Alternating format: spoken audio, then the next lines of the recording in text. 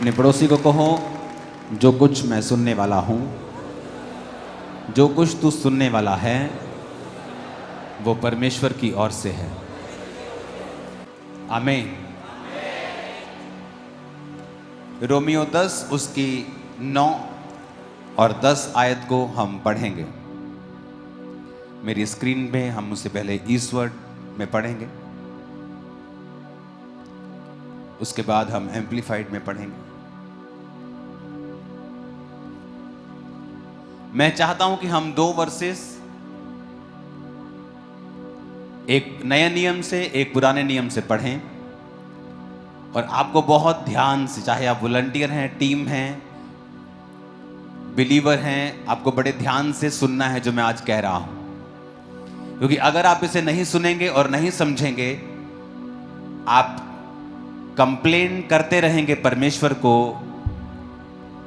You will keep complaining continually. आप लगातार प्रभु से ही करते रहेंगे कंप्लेन, और आप नोटिस करेंगे कि आपकी कंप्लेन करने के बावजूद भी आपकी लाइफ में कोई भी सुधार नहीं है, और आप लगातार कंप्लेंट करते जा रहे हैं, लेकिन फिर भी आपकी लाइफ में कुछ भी फर्क नहीं पड़ रहा है। तो ये वचन बड़े ध्यान से समझना है कि ऐसा क्यों है और मैं इसको कैसे चेंज कर सकता हूं, या अगर मुझे अपनी लाइफ को बदलना है तो मैं कैसे बदल सकता हूं। क्योंकि अब जो आपके हाथ में है वो इंपॉर्टेंट है। परमेश्वर ने जो कर दिया है वैसा कोई नहीं कर सकता, लेकिन जो उसने कर दिया है आपको अपनी लाइफ में देखने के लिए, कि अगर उसने कोड़े खा लिए हैं आपकी हीलिंग के लिए, आप अपनी बीमारी के लिए कंप्लेंट करते जा रहे हैं परमेश्वर को, और आप सुधार नहीं देख रहे हो, आप चंगे रहना चाहते हो, आप अच्छे व्यक्ति हो, आप पाप में भी नहीं हो, आप चाहते हो कि आप हील हो जाओ, बट आप हील नहीं हो रहे, और आप कंप्लेंट करते जा रहे हो क्योंकि आपको सुधार नजर नहीं आ रहा है। तो आज का वचन आपको बड़े ध्यान से समझना है कि कहां प्रॉब्लम है। तो एक वचन मैं आपको नया नियम से पढ़ाऊंगा, एक पुराने नियम से। पुराने से इसलिए कि आपको यह समझ आए कि परमेश्वर जो है वो सदा एक सा रहने वाला परमेश्वर है, वो बदलता नहीं है। वो नए नियम में अलग नहीं था या पुराने नियम में अलग नहीं था, वो एक सा ही परमेश्वर है, और उसके रूल्स, उसके वचन, उसका दिल हमेशा एक सा है। जीसस के आने से पहले वो कहता था दांत के बदले दांत, प्राण के बदले प्राण, क्योंकि अगर वो ऐसा ना कहता तो यहूदी कौम बचती नहीं। अगर यहूदी कौम बचती नहीं तो जीसस क्राइस्ट आते नहीं। उसके वंश को बचाने के लिए परमेश्वर ने कहा था दांत के बदले दांत, प्राण के बदले प्राण। इसलिए नहीं कि परमेश्वर बदला चाहता था, इसलिए कि परमेश्वर जीसस क्राइस्ट के वंश को बचा के रखना चाहते थे। और जब यीशु मसीह आ गए तो जीसस ने कहा तुमने सुना है कि दांत के बदले दांत और प्राण के बदले प्राण, लेकिन मैं तुमसे कहता हूं कि अब तुम अपने वैरी से प्रेम करो, और दांत के बदले दांत नहीं, प्राण के बदले प्राण नहीं। लोगों को लगा कि परमेश्वर अब नरम हो गया है, परमेश्वर अब ठंडा हो गया है, परमेश्वर अब और दयालु हो गया है, जबकि ऐसा नहीं है। परमेश्वर पहले से ही दयालु था और पहले से ही प्रेमी था, लेकिन जीसस क्राइस्ट का वंश बचा रहे, इसलिए वो लोग राजाओं के साथ लड़ते थे ताकि उनका वंश बचा रहे। इसलिए कि जब यीशु मसीह आए और पूरी दुनिया उसके द्वारा उद्धार पाए, ये योजना शैतान खराब ना कर सके। इसीलिए आज जब कलीसियाओं पर जुल्म होते हैं, विश्वासियों के ऊपर जुल्म होते हैं, वो डंडा, तलवारें और बंदूकें लेके लड़ते नहीं हैं, वो प्राण के बदले प्राण नहीं मांगते हैं, क्योंकि अब ये वचन पूरा होता है कि जीसस ने कहा अब तुम्हें ये करने की जरूरत नहीं, क्योंकि मैं आ चुका हूं। जब मैंने आ गया और अब मैं अपनी जान अपने लोगों के लिए दूंगा, अब आपके लिए ये जरूरी नहीं कि आप प्राण के बदले प्राण मांगें, अब मैं आपके लिए प्राण दे दूंगा। अब आपको दुश्मन को ब्लेस करना है, सताने वालों के लिए प्रार्थना करनी है। और अब रोमियो 10 उसकी 9 आयत को पहले हम पढ़ेंगे। उसमें लिखा है यदि तू अपने मुंह से, 1 2 3 मैं बोलूंगा, हम सब इकट्ठे पढ़ेंगे। चर्च में ये पढ़ना बड़ा जरूरी है। इसको स्क्रीन के ऊपर सिर्फ आयत को बड़ा कर दो अगर कर सकते हो तो। रोमियो 10 उसकी 9 आयत को पढ़ेंगे ऊंची ऊंची आवाज में। 1 2 3।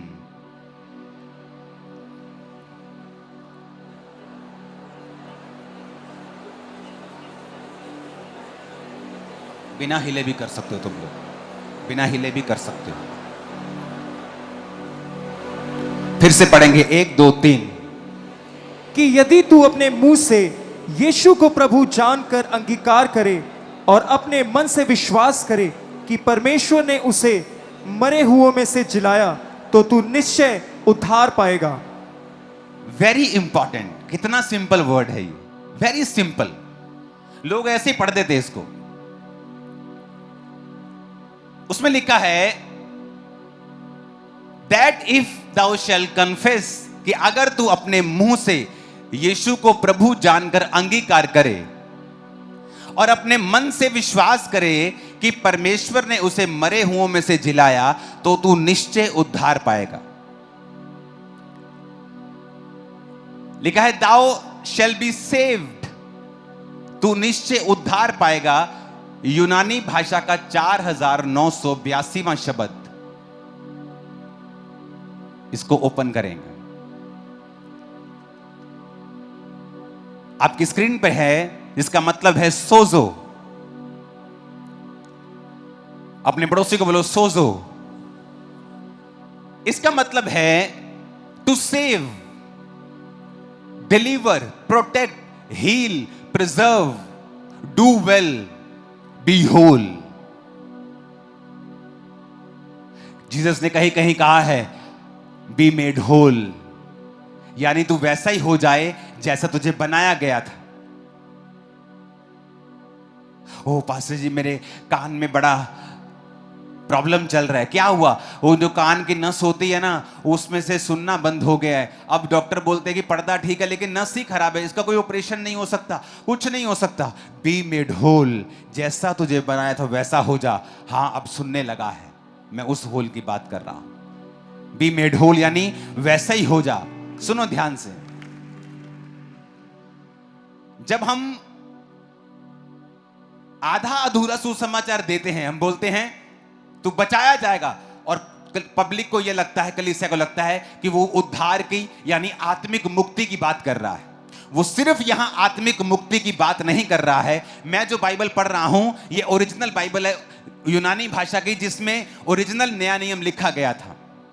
लिखा, फिर से पढ़ेंगे 9 आयत को, उसको आधा लगा के रखो, कि अगर तू अपने मुंह से यीशु को प्रभु जानकर अंगीकार करे और मन से विश्वास करके प्रभु ने उसे मरे हुए में से जिलाया, तो तू निश्चय उद्धार पाएगा। सोजो को लगाना यहां, उद्धार का, प्लीज स्लो, जूम आउट करो इसे, प्लीज दिमाग कम लगाओ, थोड़ा सेटिंग से।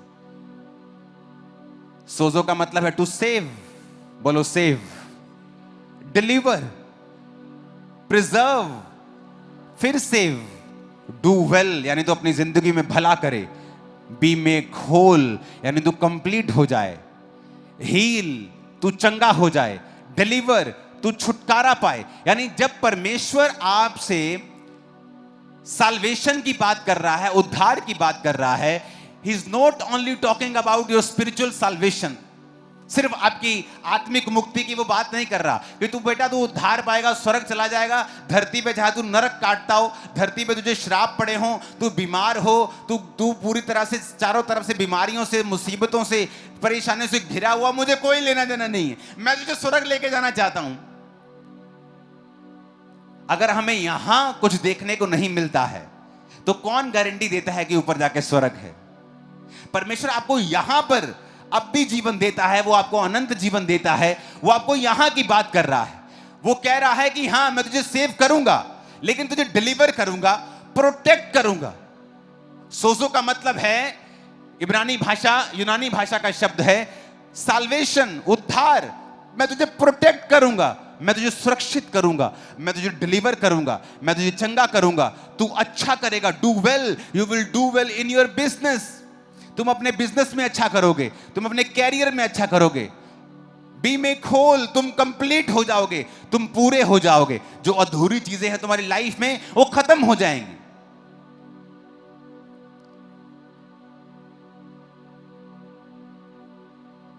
अब हम एम्पलीफाइड बाइबल पढ़ेंगे। इधर अगर तुम खोल सकते तो खोलना, वो रहने देना आधा उधर। अब आपको ये मैंने समझा दिया कि उद्धार है क्या, लेकिन मेरा ये प्रचार आज का ये नहीं है। मैं वहां जाने की कोशिश कर रहा हूं जो प्रभु ने मुझे आप लोगों के लिए दिया है।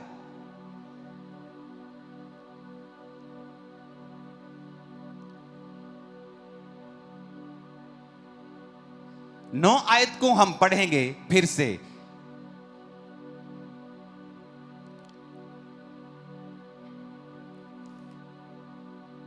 अब मैंने आपको यह समझा दिया कि सोजो यानी उद्धार का मतलब सिर्फ उद्धार नहीं है आत्मिक।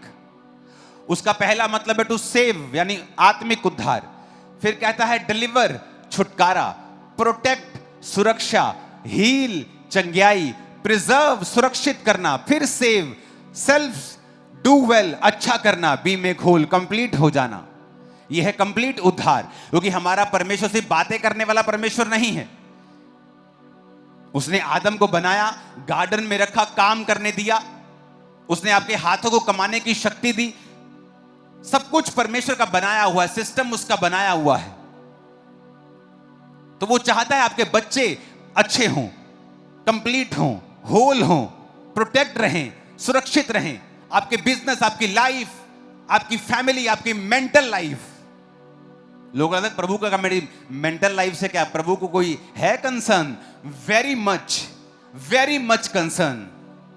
बहुत से लोगों को पेट की प्रॉब्लम्स होती हैं और उनकी दवाई हल नहीं कर सकती, क्योंकि डॉक्टर बोलते हैं आपके पेट की जो दिक्कत है वो स्ट्रेस से जुड़ी हुई है। अगर आपको चिंता है तो आपका पेट बीमार रहता है।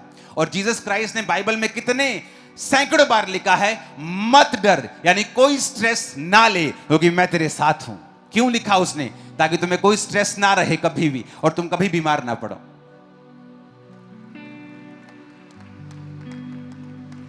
Hallelujah, hallelujah.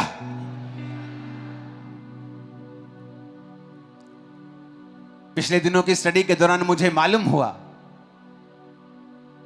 कि जो 2005 में मुझे एक पेट की प्रॉब्लम हुई थी, मैंने कभी उसकी सर्च नहीं की। 5 में कोई इंटरनेट नहीं था फोन के ऊपर, तो कोई सर्च नहीं होती थी। तो 2005 में अगर आप बाइबल में, अगर आप इंटरनेट पे जाएंगे तो आपको कई डाइजेस्टिव रोग मिलेंगे। वो कभी भी जब आप डॉक्टर के पास जाते तो एंटी एसिड्स की गोलियां लगा देते हैं आपको, और वो रोग कभी ठीक नहीं होता। 25-25 साल से लोग गोलियां खा रहे थे। और जब मैं 2.5 महीने दवाई खा के डॉक्टर के पास जाके पूछा कि डॉक्टर साहब मेरे को तो बस हो गई, मैं तो सिर्फ यही खा सकता हूं, या मैं दवाई खाता हूं तो बस ठीक रहता हूं, मुझे कितनी देर खानी पड़ेगी? तो डॉक्टर ने कहा था लोग 12-12 साल से खा रहे हैं, आप पूछो ही मत। आप मेरे से मत पूछना कि कितनी देर खानी पड़ेगी, बस या एक तरह जैसे बीपी की गोली लग जाती है, गोली लग गई। और मुझे याद है उसी नाइट मैंने वो मेडिसिन फेंक दी थी और खुदा ने मुझे हील कर दिया था। सुनो मेरी बात, प्रॉब्लम ये नहीं कि मसीह या धर्मी को हो नहीं सकती, वो एक परीक्षा हो सकती है। लेकिन मैं आपको ये सिखा रहा हूं कि परमेश्वर ने बाइबल में जो लिखा है वो सारा कुछ आपकी फिजिकल हेल्थ के लिए है, मेंटल हेल्थ के लिए है, फाइनेंशियल हेल्थ के लिए है, फैमिली हेल्थ के लिए है। परमेश्वर चिंता करता है आपके बच्चों की, आपके दिमाग की, आपकी सोचों की, आपके शरीर की, आपके फाइनेंस की, आपके घर की, एवरीथिंग जो आपके साथ है। जैसे आप अपने बच्चे की हर एक तरह से चिंता करते हैं, या क्या मेंटल लेवल में बढ़ रहा है, क्या शरीर में बढ़ रहा है, क्या आत्मा में बढ़ रहा है, क्या नॉलेज में बढ़ रहा है, क्या पढ़ाई में अच्छा है, प्रभु भी आपकी सब तरफ से चिंता करते हैं। लेकिन हमें बाइबल पढ़नी पड़ेगी वो समझने के लिए। अब ये बात हमें समझ में आ गई है कि उद्धार का मतलब सिर्फ आत्मिक नहीं है, परमेश्वर हमें सब तरफ से बचाना चाहता है। ओके, अब फिर से 9 आयत को पढ़ेंगे। लिखा, because if you acknowledge and confess with your mouth. अब हम यहां पर देखेंगे, यहां 3 चीजें हैं, अब ध्यान से समझना। पहली चीज है, पहले हम जाएंगे तीसरी चीज के ऊपर। ओके, कौन सी चीज की? बोलो अपने पड़ोसी को, तीसरी चीज के ऊपर जो है you will be saved. Okay, third हम देखेंगे रिजल्ट। रिजल्ट क्या है? परमेश्वर ने कहा यू विल बी सेव्ड। मतलब you will be heal, you will be preserve, make whole, you will be delivered, you will be protected. समझ आई कि नहीं आई? क्योंकि ये उद्धार का मतलब है। मैंने ओरिजिनल बाइबल खोल दी आपके सामने। तो रिजल्ट क्या है कि ये रिजल्ट है इस आयत का। करना क्या है? अब देखेंगे करना क्या है। पहला काम करना है, कहता इफ यू एक्नॉलेज, उस आयत को फिर से पढ़ेंगे हम। यदि तू मुंह से यीशु को प्रभु जानकर अंगीकार करे। आप पहले सोचेंगे फिर बोलेंगे, पहले दिमाग में आएगा फिर। समझ रहे मेरी बात के नहीं? तो दिमाग में इफ यू एक्नॉलेज, पहला काम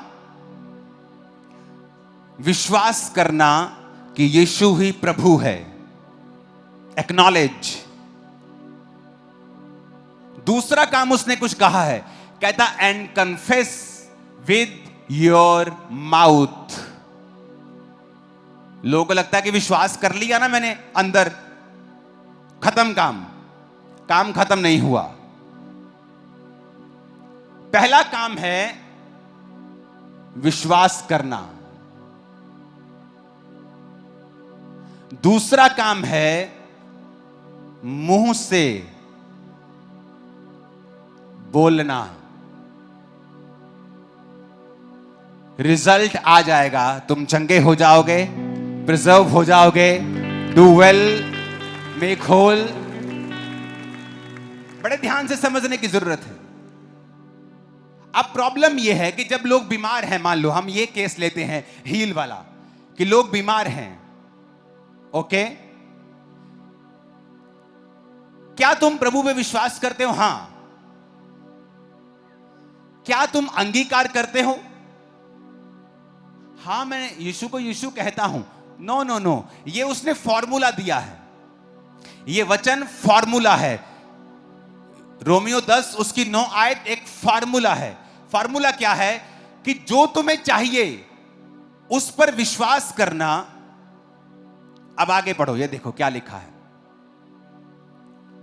confess with your mouth that Jesus is Lord, recognizing his power, authority and majesty as God। ये एम्प्लीफाइड बाइबल आपने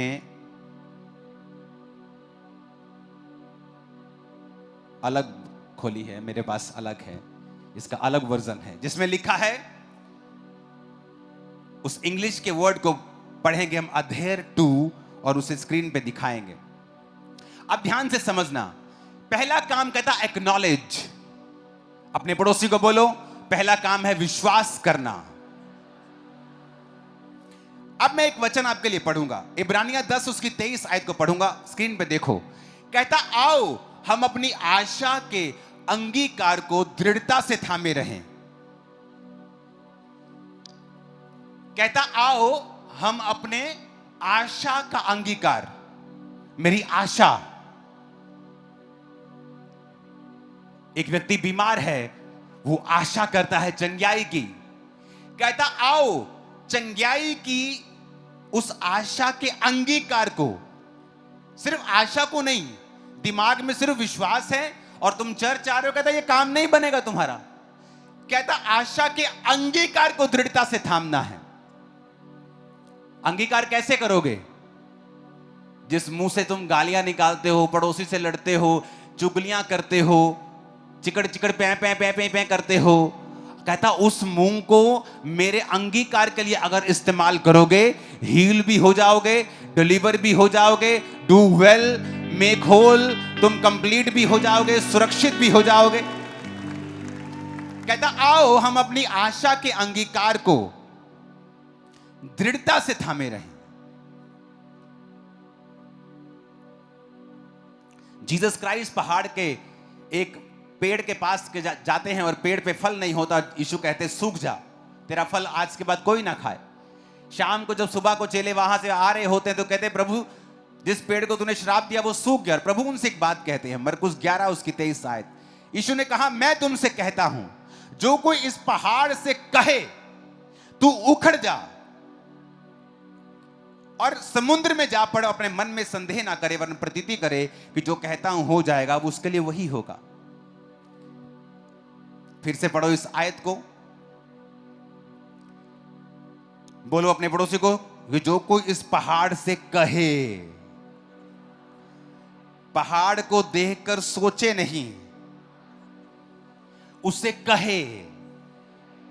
आज कलीसिया क्या करती है? जब बीमारी का पहाड़ उसके सामने आता है, ए डॉक्टर बोलता है ले तेरे को 3rd ग्रेड कैंसर है, तेरे को ले, पहाड़ तेरे मोरे खड़ा कर दिया। अब जीसस ने कहा दो काम तुम कर सकते हो, या तुम जीसस के पास आकर रोओगे, प्रभु मेरे साथ ऐसा कैसे हो सकता है, मैं ऐसे कैसे हो सकता हूं, तुझे दिखता नहीं है क्या, मैं टाइदर हूं, मैं प्रेयरफुल हूं। पर जीसस ने ऐसा करने के लिए नहीं कहा है। मूसा गलती कर रहा था, और मूसा ने जब सामने लाल समुद्र था और पीछे सेना थी, और जो मूसा दुहाई दे, और प्रभु कहता है ए मूसा क्यों दुहाई दे रहा है मेरी तू, और परमेश्वर ने उसे डांटा। आप इमेजिन आप प्रेयर करने गए हैं और प्रभु आपको डांट रहे हैं। आप सोच रहे मैं प्रेयर करने गया हूं, मैं कौन सा शराब पी रहा हूं। कई बार आप अच्छा काम कर रहे हैं, आपका मेंटर तब भी आपको डांट देता है, क्योंकि आपको लगता है मैं तो सही कर रहा हूं, मुझे डांट क्यों पड़ रही है। तू सही अपने हिसाब से कर रहा है, लेकिन एक्चुअल में वो सही नहीं है। परमेश्वर ने कहा मूसा जो लाठी तेरे हाथ में है उसे लेकर समुद्र के सामने जा और उसे 2 भाग कर दे। मैंने तुझे पावर दी है, मेरे सामने दुहाई देने का समय नहीं है, एक काम करने का समय है। जीसस ने डायरेक्टली कहा है यहां पर कि speak directly to the problem, not to God.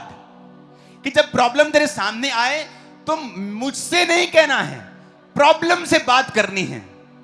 फिर से पढ़ो, मैं तुमसे सच कहता हूं जो कोई इस पहाड़ से कहे, किससे? इस पहाड़ से कहे कि उखड़ जा समुद्र में जा लग। इम्पॉसिबल काम है, पर कहता अगर तू विश्वास करेगा तो हो जाएगा।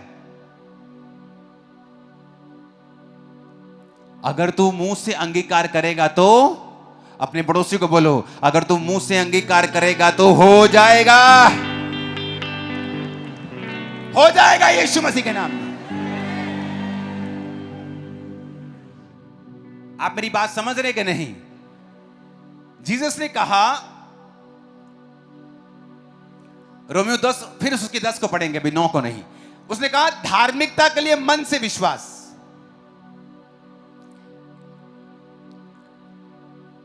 अपने पड़ोसी को बोलो धार्मिकता के लिए मन से विश्वास। अब समझो ध्यान से, अगर आपको परमेश्वर से मिरेकल लेना है,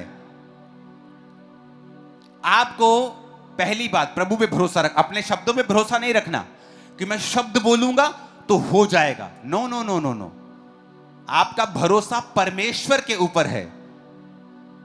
कहता अगर तू धार्मिकता के लिए मन से विश्वास किया जाता है, अगर मान लो तुम शब्द बोल रहे हो पर तुम्हारी लाइफ धार्मिकता में नहीं है, तुम कॉन्टिन्यू पाप करते हो, कॉन्टिन्यू चोरी में हो, व्यभिचार में हो, कॉन्टिन्यूली परमेश्वर के वचन को तोड़ रहे हो, तो तुम धार्मिकता में नहीं हो एक्चुअल में।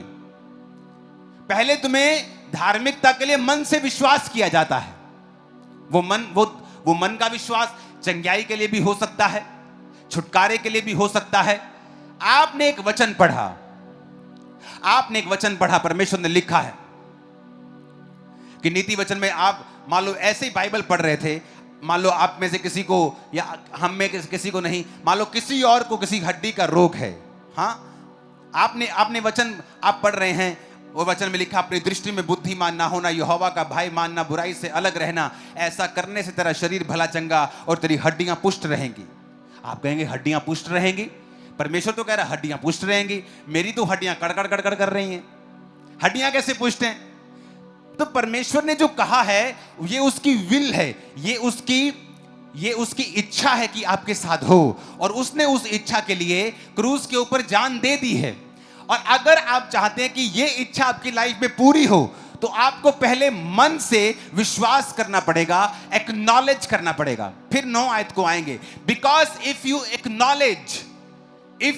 एक्नॉलेज, अपने पड़ोसी को बोलो जोर से, इफ यू एक्नॉलेज। फिर से बोलो अपने पड़ोसी को, इफ यू एक्नॉलेज। मतलब उस वचन को एक्नॉलेज करना पड़ेगा। उस वचन जो परमेश्वर ने तुम्हारे विषय में, तुम्हारी हीलिंग, तुम्हारी डिलीवरेंस, तुम्हारी फाइनेंशियल ब्लेसिंग के विषय में कहा है, उसको एक्नॉलेज करो, उसको अलग कर लो। आप बाइबल में कहीं आप पढ़ रहे हो, आपके संतान नहीं है, बेबी नहीं है, और आपने बाइबल में लिखा गर्भ का फल यहोवा की ओर से प्रतिफल है, परमेश्वर तेरे वंश को बचाएगा, पराक्रमी करेगा। यह आपके लिए एक्नॉलेजमेंट है, यह आपके लिए हरी झंडी है कि परमेश्वर चाहता है मेरे बेबी हो। आप उस वचन को एक्नॉलेज करेंगे। एक्नॉलेज करने के बाद, उसे छांटने के बाद, उसे अलग करने के बाद, फिर कहता and confess with your mouth, with your lips. उसे फिर दिमाग में नहीं रखना, उसका अंगीकार करना है। उस वचन के ऊपर फाइट करनी है, उस अंधेरे के ऊपर रोशनी बोलनी है, और बोलना है कि मेरा गर्भ फल लाएगा, ये फल रहित नहीं रह सकता। यीशु के नाम में फल लाए, मैं एक सुंदर बेटे और बेटी की मां बनने वाली हूं। आपको बोलना पड़ेगा, आपको बोलना पड़ेगा। आपको गरीबी के श्राप को तोड़ना पड़ेगा। साथ में धार्मिकता। धार्मिकता क्या है? वचन पे चलना, चाहे थोड़ा पैसा है टाइट देना, थोड़ा पैसा है चर्च में जाना, थोड़ा है तब भी गिरना नहीं, पाप नहीं करना। आपको धार्मिकता में रहना, क्योंकि धार्मिकता के लिए मन से विश्वास किया जाता है। रोमी 10:10 और लिखा उद्धार के लिए मुंह से अंगीकार किया जाता है। फिर वही बात वो कह रहा है, if you want to be healed, चंगाई के लिए मुंह से अंगीकार, सुरक्षा के लिए मुंह से अंगीकार। कितने मेरी बात को समझ रहे हैं? आप कंप्लेंट करते रहेंगे क्योंकि आप विश्वास कर रहे हैं, पर आप अंगीकार नहीं कर रहे हैं।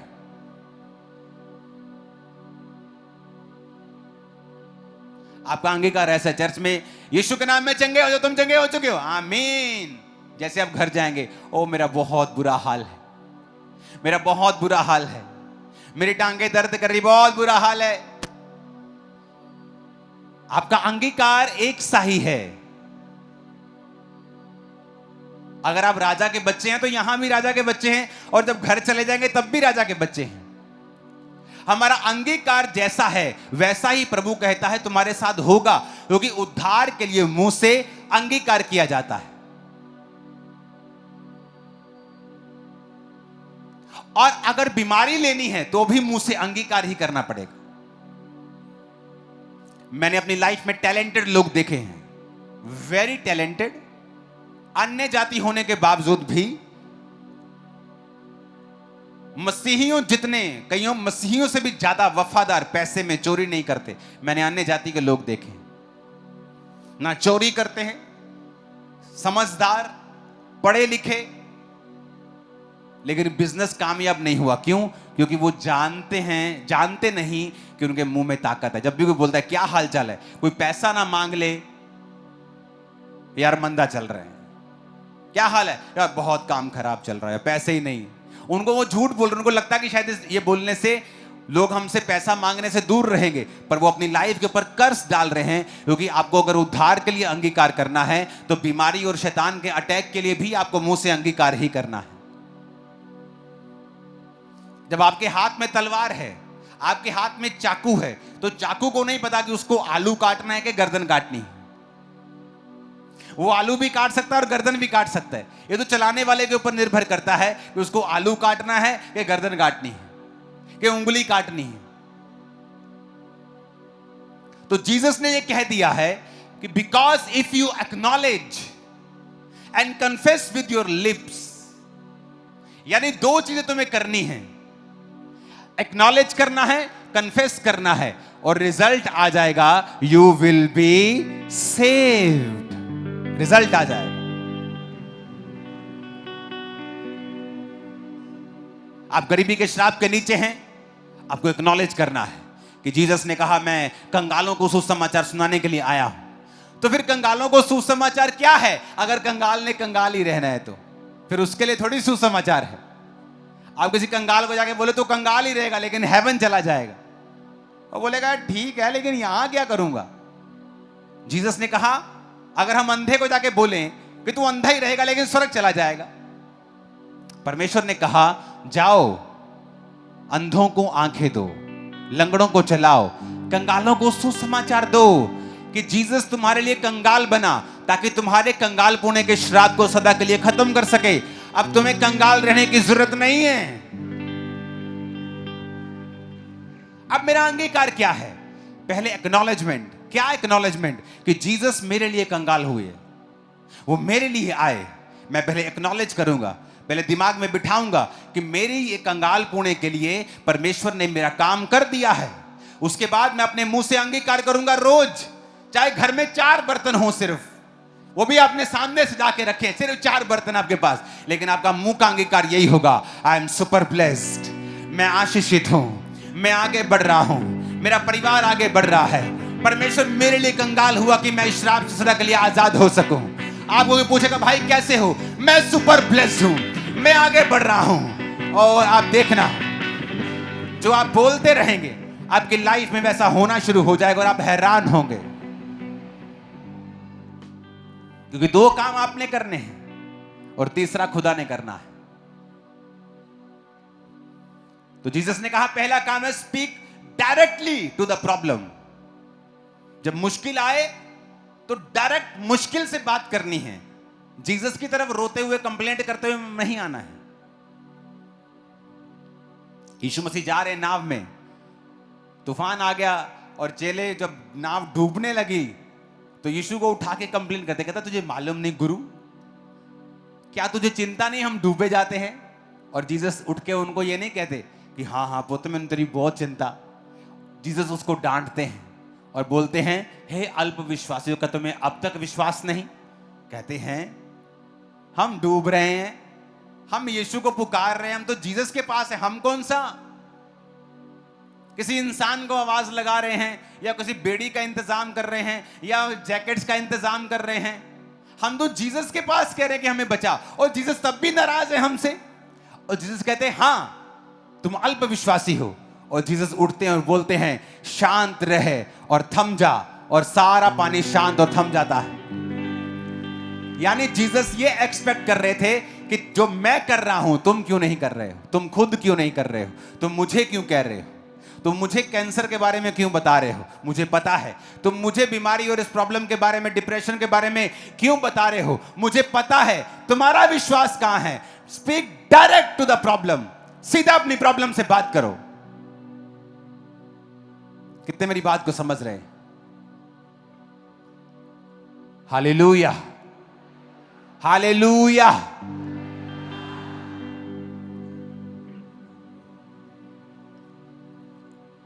मरकुस 11 उसके 23, 1 2 3 इकट्ठे पढ़ेंगे सिर्फ यहां तक। इस पहाड़ से कहे तो उखड़ जा। 1 2 3।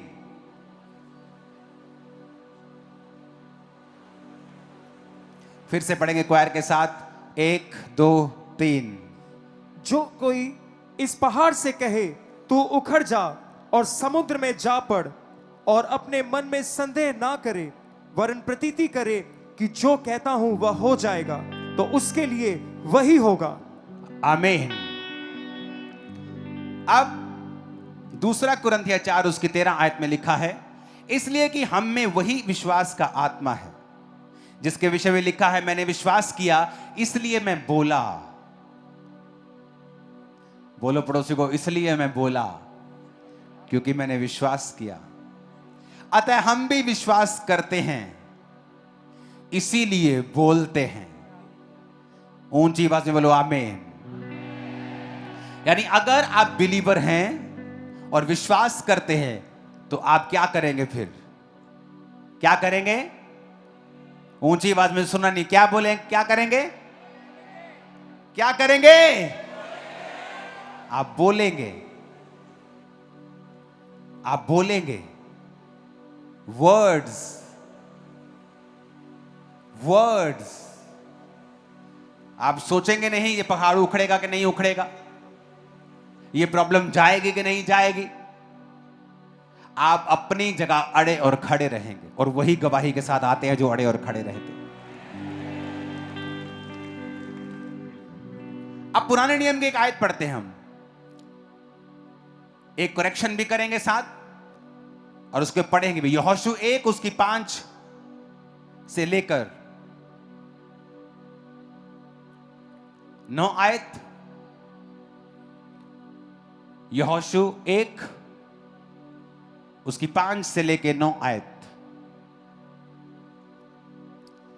तेरे जीवन भर कोई तेरे सामने ठहर ना सकेगा, जैसे मैं मूसा के संग रहा वैसे ही तेरे संग भी रहूंगा, और ना तो मैं तुझे धोखा दूंगा और ना तुझको छोड़ूंगा, इसलिए हियाव बांध कर दृढ़ हो जा। अब हम इसे स्क्रीन के ऊपर भी पढ़ेंगे, अगर नहीं है तो इसे निकालना पड़ेगा आपको। दूसरी लोगों के लिए जो स्क्रीन है उसके ऊपर भी, क्योंकि ये वचन आपको नहीं, इसे मुझे इंग्लिश में चाहिए।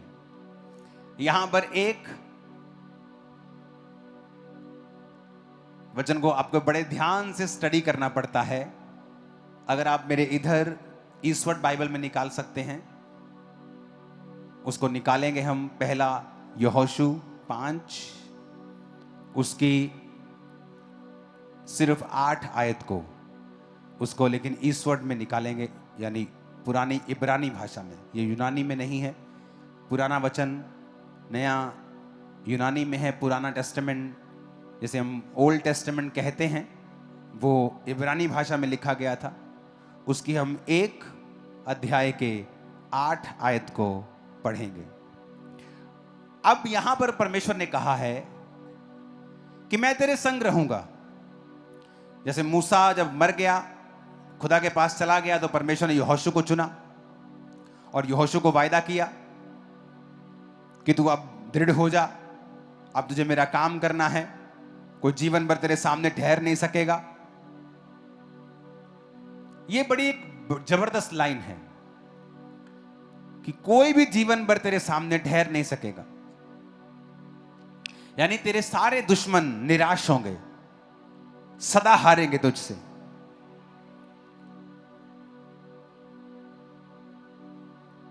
अब प्रभु ने उसे कुछ करने के लिए बोला, वो हम ओरिजिनल बाइबल में पढ़ेंगे। इसकी 8 आयत को ऊपर करेंगे। यहोशू 1 उसकी 8 आयत।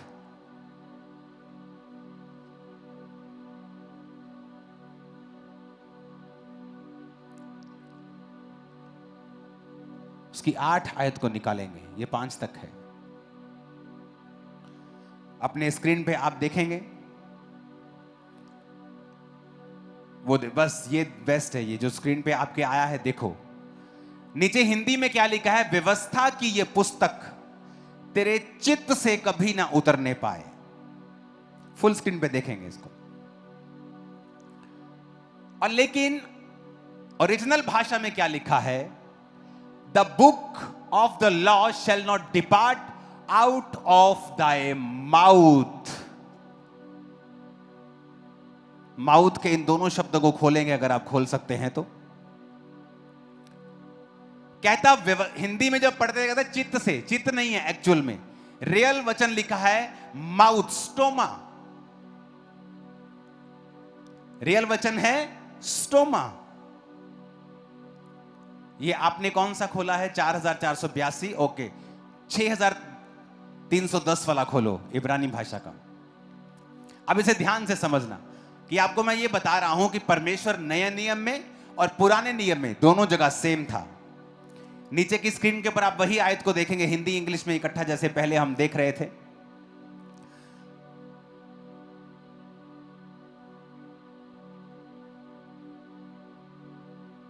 अपने पड़ोसी को बोलो, व्यवस्था की ये पुस्तक तेरे मुंह से, फिर से बोलो ऊंची आवाज में, तेरे मुंह से, फिर से बोलो तेरे मुंह से। इब्रानी भाषा में इसमें वचन इब्रानी भाषा में यूज किया है पेह, यूनानी भाषा में आई थिंक स्टोमा, जिसका मतलब है हथियार, कि तेरा मुंह एक हथियार है, तेज धार हथियार। यानी तेरा मुंह सिर्फ मुंह नहीं है, ये एक वेपन है। लेकिन प्रभु ने कहा सारा कुछ अच्छा रहेगा तेरी लाइफ में, पर कहता व्यवस्था की ये पुस्तक तेरे मुंह से कभी ना उतरे। जिसका मतलब क्या है कि सिर्फ तुझे मन में विश्वास नहीं करना, अपने मुंह से इसे बोलना भी है। ऊंची आवाज में बोलो हालेलुया। तो आपके बाइबल में जहां चित्र लिखा है ना, उसको काट के मुंह कर लेना अपन, ओके? क्योंकि ओरिजिनल भाषा में है पेह, तेरे मुंह से कभी भी उतरने ना पाए, द माउथ।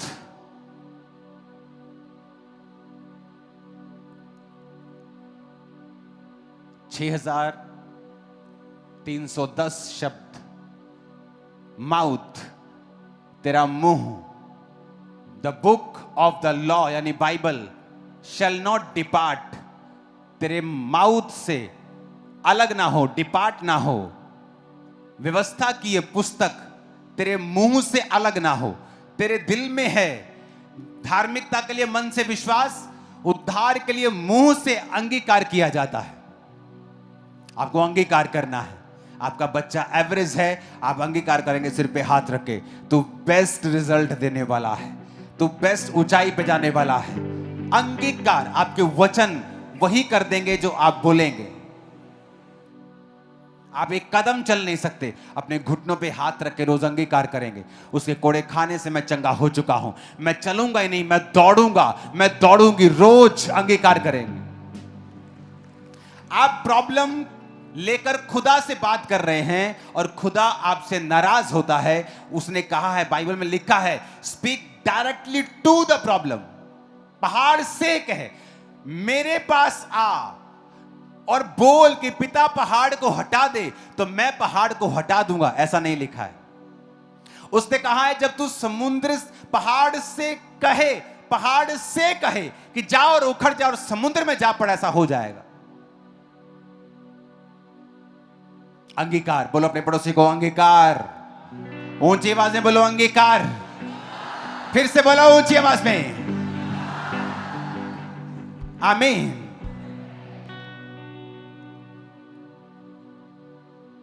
अगर आपका अंगीकार गलत है तो इमेजिन आप जीसस क्राइस्ट की बलिदान को व्यर्थ कर देंगे अपने लाइफ में, क्योंकि वो जेंटलमैन है, वो जबरदस्ती नहीं घुसता, इनवाइट करना पड़ता है उसे।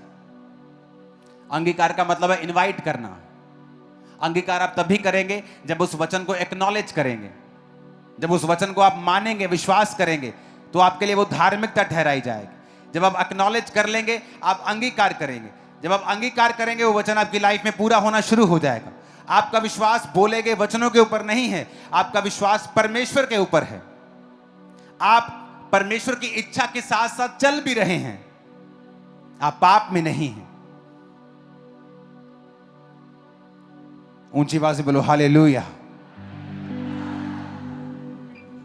और आपका मकसद परमेश्वर की महिमा है।